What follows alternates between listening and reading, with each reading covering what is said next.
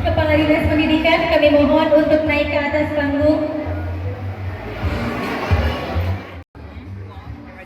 Syederalun dalam 3 hari terakhir, ratusan murid SD dan MI diimunisasi polio dilakukan PJ Bupati Biren Aulia Sofian PhD, Ketua TP PKK Biren Dr. Novia Dian Lestari SPS, Dinkes Biren, Kadi Sosial, Camat Kota Juang dan lainnya pada Rabu 4 Januari 2023 mengunjungi sejumlah sekolah dasar dan sederajat.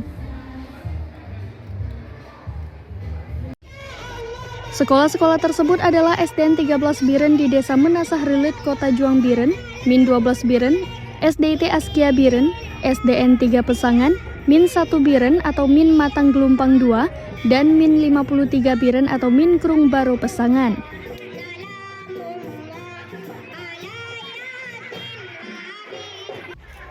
Sementara pada Kamis 5 Januari 2023, PJ Bupati Biren bersama Kadiskes dan pejabat lainnya melakukan hal yang sama di SDN 1 Biren berlokasi di belakang BSI Biren, SDN 4 di depan gedung DPRK Biren.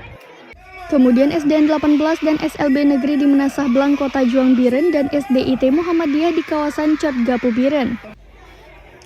Kemudian pada Jumat 6 Januari 2023 dilanjutkan ke SDN 16 Pesangan di Desa Menasah Dayah Pesangan, SDN 4 ke Dematang, SDN 28 ke Dematang dan Min 42 di Gampung Raya Tambo Pesangan. Kunjungan ke berbagai SD di Pesangan turut didampingi Camat Pesangan, perangkat desa dan lainnya. PJ Bupati Biren mengatakan kunjungan ke sejumlah lokasi sekolah dalam rangka capaian imunisasi polio bagi anak usia 0-13 tahun di Biren dapat mencapai target ditetapkan oleh pemerintah.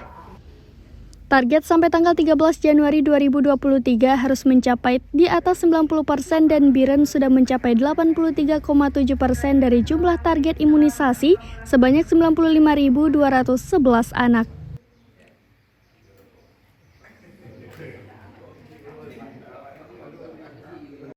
Dari Biren, Yusmandin Idris, serambinews.com.